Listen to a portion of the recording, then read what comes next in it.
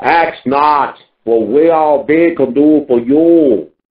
Ask what you can do for we all be.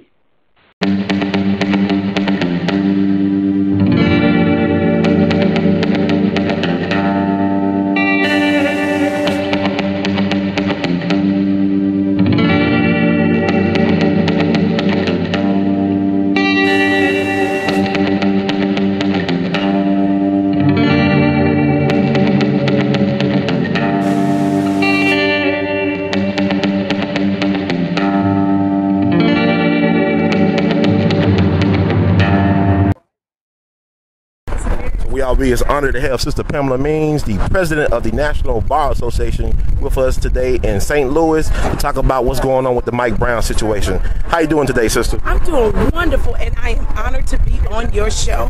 Thank you so much for having me. It's a blessing. Let me ask you this, do you feel like that a black person can get justice in this system that we operate under currently? I believe that it is questionable whether or not a black man can get justice, which is the reason why the National Bar Association is asking, not just in the Mike Brown case, but when you see other cases of police brutality, we're asking for the federal government to come in and take over. Because here's the real issue. It's not about whether or not I think that the police department is fair and impartial, and it's not about whether or not you really believe the police department is fair. It's about whether the citizens that live in that community can trust and have confidence in the people that they pay to serve them. It's clear from the demonstrations, it's clear from the eruption that has happened in this particular case that the trust has been broken. And when the trust has been broken, what you do is you do something, you bring someone else in to police you. It is difficult to police yourself. And that's the reason why I believe the community believes it cannot have a fair and impartial decision made here. And speaking of trusting your officials, I believe the prosecuting attorney for the St. Louis County is Bob McCullough, correct? Yes, he is. But is he also not an ex-cop, and was his father was an ex-cop that got killed by a black man? I believe that is true. Is there a problem then? Would it be a problem for him to prosecute this case involving Mike Brown's death? I don't know, because I think McCullough has prosecuted many cases, but whether or not he could be fair or not, I think the trust, even when it comes to him, has been broken.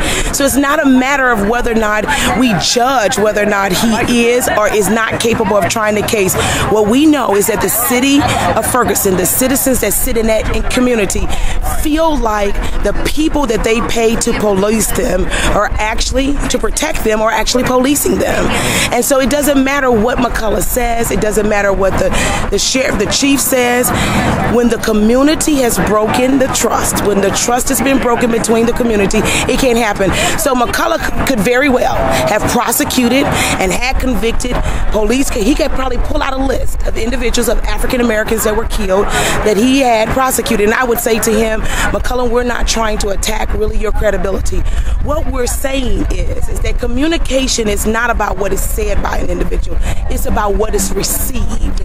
And it's clear that what is being received in this case is that there's selective release of information, that there is a release, not a release of information that typically and routinely that would be released. And also, I think that when the governor decided to issue the curfew, it further said to the community, are we being policed or are we being protected? You see any situation where you feel like the killer of Mike Brown, the cop that killed Mike Brown, will be able to walk off or walk away and not serve any time or any punishment? I think everything is possible. I think if you would have asked this question to the parents of Trayvon Martin, if you would have asked this question to the other parents of killers that have gotten out, they would have told you absolutely not. You and I understand that, especially in practicing law, we understand that what may come out in the community may or may not be said in a courtroom. And there is certain evidence that people have to judge by, which is one of the reasons why one of the things that the National Bar Association is doing is educating lawyers how to try cases like this. There are just some things you have to do to preserve the evidence, to make sure that a jury gets to hear all parts of an evidence, not just all parts of the evidence, that they are fair and impartial. So can I imagine that there's a situation where the individual that shot him, if indicted, could get off? Everything is possible, which is the reason why we take no chances in these cases. We bring the federal government in, a third party that is paid to protect, doesn't have a dog in the fight, protects both the citizens and the police department works together. So there is not a difference in this. And so when you bring the federal government in, if that situation happens, then I believe that the community could accept it better than if it happened with the city of Ferguson or with St. Louis County. And why? I've said it a couple of times. The trust has been broken. And you know, when trust is broken between you and someone, it doesn't matter what they say, it doesn't matter what they give you, you're always skeptical about what they do. That's true. Well, actually this as well. I talked to Automatics up in New York, and he told me this past week that law schools have basically failed all lawyers because they don't teach them how to represent black people. Well, you know what? I don't know that law schools actually teach lawyers how to practice law. Right. I think what they do is teach them how to pass the bar, which is part of what they're supposed to do, which is another reason why, you know, it behooves African American lawyers to get into the community, to go to those law students. And we created in the National Bar Association this program called Bridging the Gap, where we actually help law students make the transition from being law students to being lawyers, because it's a whole nother world. As a matter of fact, you know, most of us are not fortunate enough to go practice in a large law firm. We actually have to hang our shingle. And what we want to be able to do is those individuals who are the backbones of our community, those solo practitioners, we want to be able to make sure they have our expertise when they go out and they represent individuals. So I completely agree with you that do law firms, do law schools prepare individuals to practice law? I would say no, they don't. But actually this as well, like, you think that was an innocent thing that Chief Jackson did when he released the name of the cop along with the video of allegedly Mike Brown, quote unquote, strong arming the quick trick? I can't judge his motives, but I will tell you this: it has the appearance of impropriety when all you release about the individual that did the shooting was his name. No picture, not his police jacket, no acts of anything else, not even the police report. When you selectively release information, but you release information about the individual who was shot, and you release more information on that end, you say to yourself, what is the rationale for this? And here's what I really want people to understand and know. You know, in America, we get the opportunity to make mistakes. And under our justice system, you're innocent until you're proven guilty. And when you look at the two situations that we're dealing with, actually people are comparing apples to oranges. Let's look at the first situation. Here you have a young man whose biggest wrong was that he had big jeans. Right. He was born with big jeans. He was a big boy. Right. And because he was a big boy, that in and of itself was a weapon, okay, to some people's mind. Number two, he didn't have a gun in his hand. He didn't have a knife in his hand. He turned around and he chest him. Right. We do that all the time in the community. We do it all the time in the community. And that's what he did. But let's turn to the situation where his life was on the line. You have an officer that has a car, that has a gun, and that has the authority behind him. He could have diffused the situation. How could he have done that? He could have gotten in the car and drove away. He could have diffused the situation. He could have arrested him if he thought that he was doing something wrong and allowed him to have his day in court. When you compare those two things and you analyze, you say it's not about discounting what he done. No, I don't believe anyone is saying it's okay for someone to go in the store and take something. But when you compare the two situations, Mike no longer has a chance to pay his debt to society and come back and re-enter into society. This gentleman does. Mike's, that was taken away from him. Wow. It's like with black people, we are never allowed to be the victim. Regardless if we are the victim, when we are guilty of being innocent, as far as I can tell, it's like they'll never allow us to be the victim. They always paint us like it's always your you know, you the reason why everything happens to you, especially when it relates to police brutality. Like even people on social media, some black folks I know, they are quick to blame Eric Garner because the way he spoke to the police or his attitude, or they're quick to blame Mike Brown because like his imposing nature and also the way I guess he was, you know, didn't obey the cop and she got on the sidewalk. So what do you say to people like that? Well, you're dealing with two different situations. The first situation is when you're dealing with it in the case of, Does the majority community often try to enslave us? Absolutely. That's the nature of the system. It's about whether or not we allow them to write the narrative. And for those of us who are educated enough, and I'm not talking about in book education, because I know some people that are street educated that can come out and drop knowledge as better than anyone that has a PhD. Right. And when we redefine the narrative, we take away their power from defining who we are.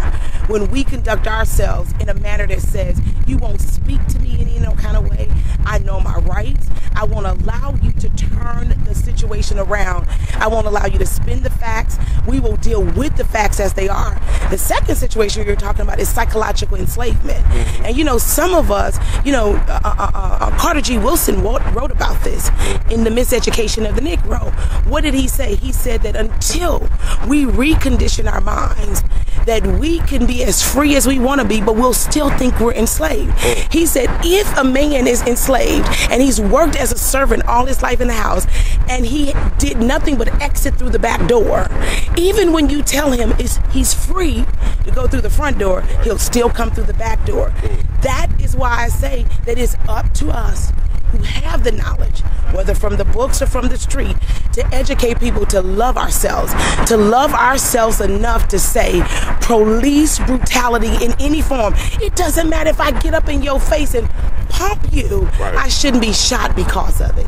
It shouldn't matter if I get up in your face and I say what? I shouldn't be shot because of it. I shouldn't trigger you so much that because of what you consider to be disrespectful leads you to take my life. It is never justifiable for the people who pay folks to protect them to turn around and feel like they need to protect the very people that pay them from somebody else. And so I would say to those individuals, give thought to the situation. Give careful thought. Is there ever a reason? That's like the mentality of the woman who said, I talked to my boyfriend the wrong way, so I deserve the beating. You don't ever deserve abuse at all. But it's only when you begin to change your mind and you begin to change your thoughts and say, how did God create me? From whence was I created? And that original thought in saying, I understand that I know people routinely hear Jesse Jackson say this, I am somebody. But the reason he repeated that a lot is because you have to admit and we have to acknowledge that sometimes we don't love ourselves enough to demand respect. And I think that's what the citizens in Ferguson are doing. They're saying we're no longer going to ask you for respect. We're demanding it from you. Right. So will you consider the young folks that were rioting or looting, you consider them villains in this whole narrative? I do not. I don't share the perspective that other people share. This is what I say in that situation. I can't judge the people that were rioting, but I put it this way. Let's say that someone came up to you and they told you were free, but 5 minutes later they put handcuffs on you. But then they stood in front of your face and told you were free. And you're like, and then they put handcuffs on your legs. But they stood in front of your face and told you were free. At some point, you're going to do something that allows you to break away. I can't judge the people that looted. I don't condone people destroying properties. But I put life and a person's value ahead of property. And sometimes people feel like they have to make a loud noise to be heard. And I think we should deal with that issue. Have we really heard the people of the city of Ferguson? Or are we listening to them but not hearing them? And I think they're saying, hear me, I'm a man, I'm a woman, and you can't treat me just any old kind of way. Dr. King said that riot is the language of the unheard, rioting is the language of the unheard, and you said it so eloquently. I mean, you just really hit the nail on the head. And one more question, I'll leave you alone. I'm from Memphis. I'm from Memphis, right? And over the last 2 years in Memphis, we had 23 black people killed in police custody. 23 in 2 years. Like, we talk about this one, and then you look at what's going on around the country with police. Why this case? Why Mike Brown? Is he the Emmett Till of this movement? Why him? You just answered your question. He is the Emmett Till. Yeah, this is the real question. The real question. I've been waiting on this question. Okay. You've answered your own question. Yes, he's the Emmett Till of his generation. God picks people to lead a movement.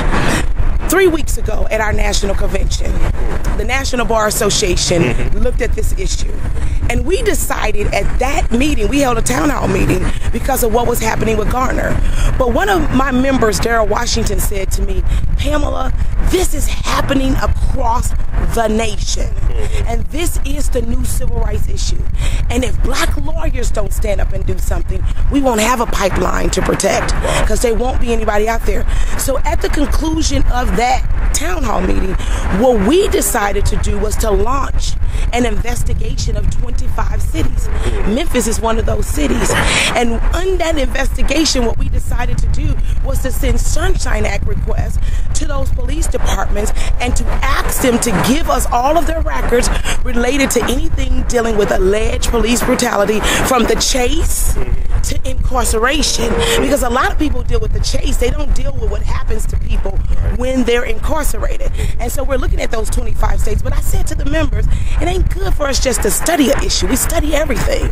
Because the purpose really of the Sunshine Act is to gather that information, review it, analyze it, and then take our results to Eric Holder and say to him, Attorney General Holder, these states right here are the states that you need to seize their police departments.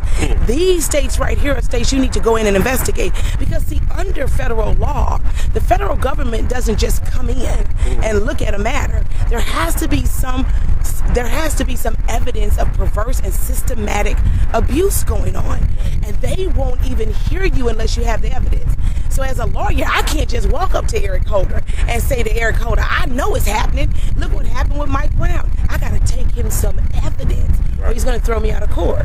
So we're gathering the evidence. But I said to my people, gathering the evidence, going to Holder, that's good. But we need to do something in the meantime. So we launched an education tour in these 25 cities. And basically what we do is go in, and I've only been in office for 2 weeks. Oh, well, congratulations. And our goal was to go into these communities and to educate lawyers on how to try these cases. Not to put their witnesses before camera before it's too premature, so that they can impeach themselves, how to preserve the evidence, the steps that you need to take to do that. But then we hit the streets. We hit the streets and we tell individuals about what their rights are. We tell young black men and young black women, there are certain things when the cops come up to you, you ain't got to get smart with them. We pass out this little card where they can pull it up and say, I know my rights. I have a right to remain silent. I have a right not to be in prison. Have I done anything wrong? Did you know that you have a right that even if the police officer arrests you, you have a right to ask them for reasonable time so that you can give your property to somebody? You can say, I refuse for you to impound my property. Wow. That's your right. And we don't know that. And we say to the young people, take the card out, start reading the card, and then take your camera out and videotape it while you're reading the card to them. Because those are your rights. The Supreme Court said you had a right to video, and they have a right not to have it unless they have a warrant. And that's what we're doing. We were going to start in New York. But Michael Brown happened, and it tipped the iceberg. And the nation said, for every mother whose child wasn't plastered over the news station, that's why people are running to Ferguson, Missouri. Because somebody died in New York. Because somebody died in San Antonio, Texas. Because somebody died in Memphis. And brother, here's what I want to make clear to America. It is not just about racial, between black and white. We have black cops killing black kids. The color really is blue. And the conversation changes sometimes when the people put on the suits. So that's what the National Bar Association is doing. We're not trying to be seen. We're trying to change a community, because our mission says that we're to protect the civil and the political liberties of all. And so we're just trying to do that. I have 1 year. That's all I had. But we're headed to L.A. next. And when Mike Brown happened, we came here and we did an educational session yesterday where we talked to lawyers. And then we went out in the street and we handed out our cards. We began to read those cards to people. And they said to me, do you have any more? Can you send us some? Because it's just your constitutional rights. And to be honest, we say we know them, but we really don't know them. Well, thank you once again. So I'm actually it was a cop I got into. It's a black female cop, and she came to my grandparents' house. We were broken into for 3 times. It was the 3rd time in 5 months that my grandparents' house was broken into. And I was just photographing the scene. I photographed her. She got mad at me. and the man that I deleted the pictures, and I said, wait a minute, you don't tell me what, we got into this thing, and my mom and them got, don't do the thing. It was like the Friday before this happened in Ferguson. Like I was talking about all the police brutality, what's going on with the MPD and all that stuff. I said, yeah, y'all can't find people that break into good people's houses. We had a cop living right across the street from my grandparents' home. Well, I'm smiling not at your situation, but I'm smiling I'm smiling because I went through that incident. I have 4 children. My children range from 13 to 3. I took my kids to an amusement park one time, and I saw the cops arresting this African-American gentleman. I took out my phone and I started to videotape it, okay? And then I started to tell a young man, if you needed representation, let me know. The cop then said to me, ma'am, step back. You cannot videotape me. And I said, no, sir. The Supreme Court of the United States said I can videotape you. He shut up. And then when he was over, he came over, he said, ma'am, I need your phone because it's evidence. I said, no, sir. The Supreme Court of the United States said you cannot have my phone without a search warrant. Wow. He walked away because what he understood is that while he thought I didn't, I knew my rights. Right here. I want to thank you in the words of great due. We love you, madly, Sister Means, and congratulations on being the new president of the National Bar Association. How can people get in touch with your organization to find out how to help you out? Absolutely. You can get in touch with us at www.nationalbar.org. www.nationalbar.org. But I'm going to do something that most people won't do. Okay. If you want to get in touch with me, I'm going to give you my cell phone number. Okay. My Pamela Means. My cell phone number is 314-602-6349. And the reason I did that is because this is a real issue. And while I appreciated the people coming to support that mother, I don't ever want that kind of support. And if I can do anything to save a life, at the end of the day, her baby laid in the street for 4 hours. And if I can do anything to use my law license to prevent that from happening again, I'm willing to be inundated by calls and emails. That was about saving lives. Thank you so much, man. I appreciate it. Thank you.